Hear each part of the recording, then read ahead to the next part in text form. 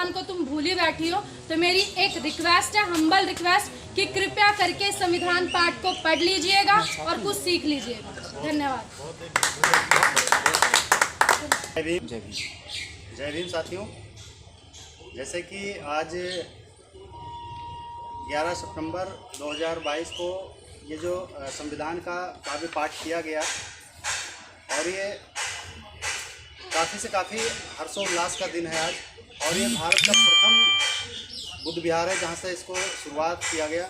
और शुरुआत करने वाले हमारे सभी कमेटी के सदस्य और अध्यक्ष शशि कुमार जी को बहुत साधुवाद देना चाहूँगा कि ऐसे हमें कॉमन चीज़ें को लाके कॉमन बातों को उठा के समाज को जागरूक करने के लिए बात जो बढ़ाने की प्रक्रिया है, समाज को जागरूक करने की प्रक्रिया है, ये पहली प्राथमिकता है जागरूक करने के लिए समाज को। और ऐसे समाज में बदलाव आ सकता है और ये बहुत अच्छी पहल है। और हमारे कई साथी आज 20 से 30 जने यहाँ हैं हमारे, और सारे प्रबुद्ध समाज हैं, समझ लो ये अपने बुद्धिजीवी हैं। और अब हम लोगों ने ये प्रथम है, अगले संडे से दूसरे बुद्ध विहार पे, फिर अगले संडे दूसरे बुद्ध विहार पे, वो सबको आपको स्थान और समय निर्धारित कर दिया जाएगा। आप सबसे रिक्वेस्ट है जो आज नहीं आ पाए हैं उनसे अनुरोध है कि इस संविधान काव्य पाठ में हर रविवार को हमारे दिल्ली भी प्रदेश में हर बुद्ध विहारों पे संविधान काव्य पाठ का आयोजन होगा। और आप लोग जो आज रह गए हैं किसी कारणवश नहीं आ पाए हैं, वो अगले रविवार से आना शुरू करें। और काफ़ी अच्छा लगा और आपको काफ़ी अच्छा जानकारी मिलेगी यहाँ से। बस इसी के साथ जय भीम जय भारत। जय भीम जय भारत। साथियों, हमारे साथ में वकील साहब हैं जो कि चांदनी चौक बुद्ध विहार है, सबसे पुराना बुद्ध विहार दिल्ली का बताया जाता है। और यहाँ की स्थिति फ़िलहाल वैसी नहीं है जैसी होनी चाहिए। वकील साहब हमारे सामने में हैं और इस केस को ये लगातार फाइट कर रहे हैं। जी सर, क्या चल रहा है इस केस में? सबसे पहले सभी को जय भीम नमोबुद्धा। सर, सबसे पहले जैसा आपने शब्द का यूज़ किया ना कि ये सबसे पुराना बुद्ध विहार है जी, ये सरकार द्वारा स्थापित सबसे पुराना बुद्ध विहार है जी। क्योंकि इसका वो है ना, जो पहले भारत के प्रधानमंत्री थे पंडित जवाहरलाल नेहरू, उन्होंने इसका जी अनावरण किया था। अच्छा, उनके हाथों से इसका अनावरण हुआ था जी। और ये 1956 की बात है, तो इसलिए हम इसको सबसे पुराना बुद्ध विहार की श्रेणी में ले जा रहे हैं। जी जी। कानूनी दिक्कतें क्या क्या आ रही हैं सर इस समय? नहीं, कानूनी दिक्कतें तो कुछ नहीं आ रही, बस इतना है कि ये जो पूरा ये जो आप पार्किंग देख रहे हैं ना, ये पहले वो था कंपनी बाग जी। कंपनी बाग को, क्योंकि हर आप किसी बड़े शहर में जाएंगे तो अंग्रेजों ने अपनी सुविधा अनुसार कंपनी बागों की स्थापना की थी जी। तो ऐसे ही दिल्ली का कंपनी बाग था।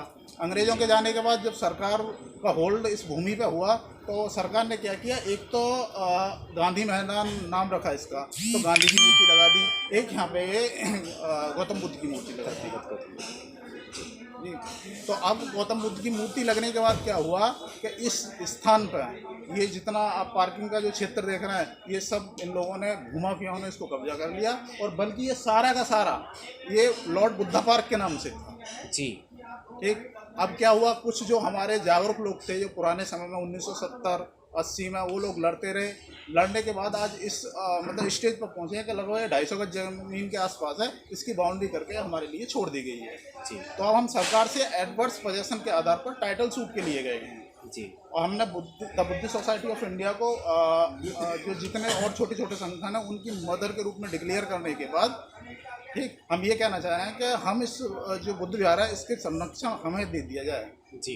ठीक, तो इतना सा काम जी। और जो ज़मीन कम की गई है जी, कुछ ज़मीन कब्जे में चली गई है, क्या वो वापस? नहीं, उसके वापस आने के चांस अब है नहीं। पहला कारण तो ये है कि हमारे पास, क्योंकि ये बातें जो हमको मिली हैं बुजुर्ग लोगों से मिली हैं हमको, उसके हमारे पास कोई सबूत नहीं है। 2001 में कोई केस फाइल हुआ था, बल्कि रिट फाइल की गई थी हाई कोर्ट में। उस रिट में क्या है, ये जो कमीशन की ये लोकल कमिश्नर जो अपॉइंट हुआ था ना न्यायालय के द्वारा, उसकी जो रिपोर्ट है इवन दैट वो तक गायब कर दी गई। बस सिर्फ एक एफिडेविट में इतना लिख दिया गया है कि हाँ जी ये जो पार्क है, ये जो ये पार्क है, पार्क के अंतर्गत वो है, सिर्फ एक मूर्ति है, उसके सिवा और कुछ नहीं है जी। ये तो उन्होंने अपना पक्ष रखा है, लेकिन हमारा पक्ष यहाँ पर मजबूत नहीं होता कि पूर्व प्रधानमंत्री पंडित जवाहरलाल नेहरू जी के हाथों से इस बुद्ध विहार का अनावरण हुआ था, नहीं, क्या ये- वो सबूत के तौर पे मान्य नहीं ये अदालत बात में? आप जो कह रहे हैं, जैसा कि मैं बताऊं आपको, मैंने आरटीआई लगाई जी। एक नहीं, मैं कई आरटीआई लगा चुका हूं इनमें भिन्न भिन्न आयामों से, लेकिन वो ये कह देते हैं कि हमारे पास इसका कोई रिकॉर्ड नहीं है, सिर्फ एक मूर्ति है। तो जब तक मेरे पास सबूत नहीं होगा, अब ये जो जैसा चली आ रही हैं जो बातें हैं, इनको न्यायालय में तो माना नहीं जाएगा जब तक सबूत नहीं होगा, जब तक मैं उस बात को नहीं रख प्रमाण। कुछ और विशेष जानकारी देना चाहते हैं सर इस विषय पर? नहीं, इस विषय पर यही है कि हमने अपना पक्ष मजबूती के साथ रख दिया है, ठीक है। ये बात उनके लिए भी पहुंच चुकी है, तो दोनों को पार्टी बनाया, डीडीए को और एमसीडी को। तो डीडीए ने अपना एफिडेविट दाखिल कर दिया कि भाई इस ज़मीन से और इस मूर्ति से हमारा कोई लेना देना नहीं है। तो अब हमारी फाइट सीधी सीधी एमसीडी के साथ है। जी। कौन सी अदालत में चल रहा है फिलहाल ये ये मामला? 30,000 कोर्ट में। 30,000 कोर्ट में। सर शुभ नाम आपका? मेरा नाम मनोज गौतम है। मनोज गौतम जी इस केस को फाइट कर रहे हैं, बुद्ध विहार के लिए संघर्ष कर रहे हैं। जय भीम, जय भारत, जय संविधान। सर बहुत बहुत साधुवाद। बहुत बहुत धन्यवाद। जानकारी